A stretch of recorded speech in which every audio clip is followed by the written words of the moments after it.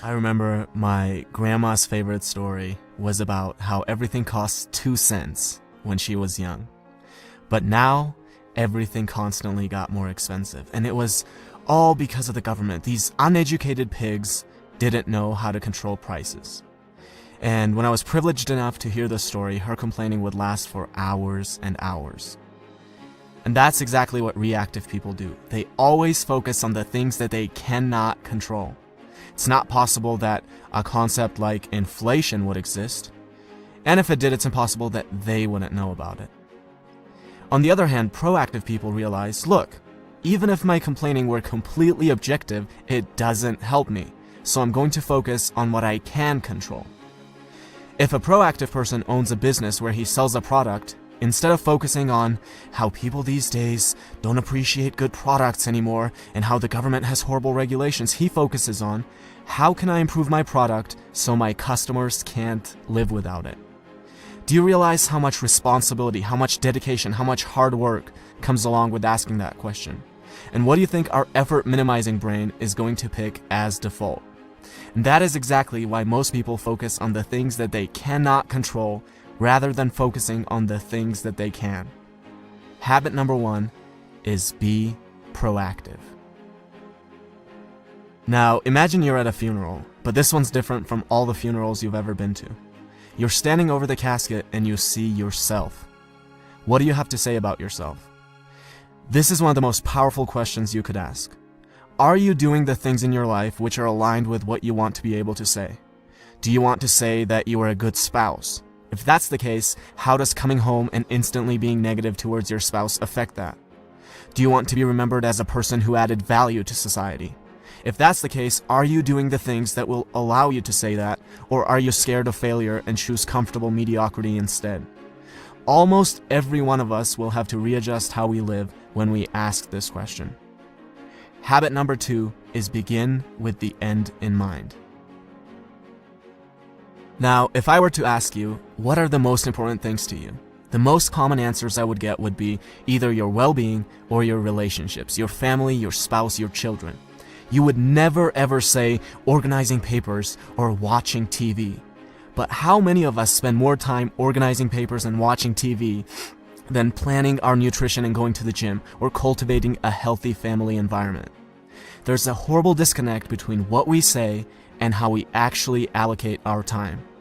Habit number 3 is put first things first. Now, imagine you're an author and I'm an author, and we both write interesting books, and we both have access to an audience of about 100,000 people.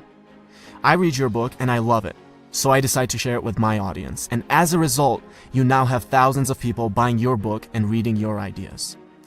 You see this and think, who is this guy? Let me take a look at his book. You start reading my book and think I have ideas that are valuable, so you decide to share it with your audience. And as a result, I now have thousands of people buying my book and reading my ideas. Notice how different this is from my creating a little creepy Amazon account, finding your book and leaving a bad review, hoping that this will deter a few people from buying your book, which will in turn somehow get them to buy my book. Habit number 4 is think win-win. Stop thinking of everything as a zero-sum game. For you to win, another person does not have to lose. Something I want my viewers to do is to subscribe to my channel. But you will never hear me say, well, I worked really hard, guys. I dedicated so many hours to this. Please subscribe. Look, who cares if I worked hard? Who cares if I've spent days creating this video? The real questions are, does it offer value to you? And why should you dedicate your time to subscribing when you could be doing anything else that you want?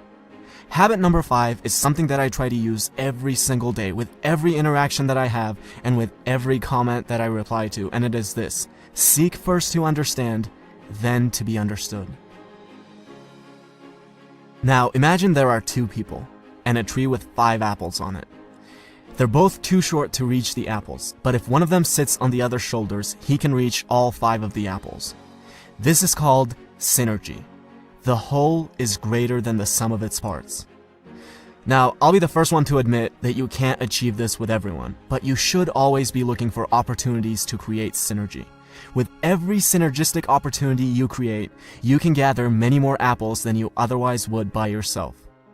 Habit number 6 is synergize. A man has been trying to cut down a tree for hours, and after a while his neighbor can't take it anymore, goes over and says, "You know, if you sharpen the saw, you'll be able to cut it down faster." And the man replies, "But sharpening the saw is going to take time." Now, we might laugh at this story, but we do the same thing all the time. We can't find 30 minutes a day, 4 times a week, to go to the gym. Our health deteriorates to a point where we're physically incapable of being effective. We can't read a book for 15 minutes a day and mentally stimulate ourselves. No, these things take too much time. And then we have the audacity to ask for little tips and tricks on how to be effective. It's like telling your engineer, "Don't worry about the foundation, where can we get the magic bricks that will float in the air?" Habit number 7 is sharpen the saw.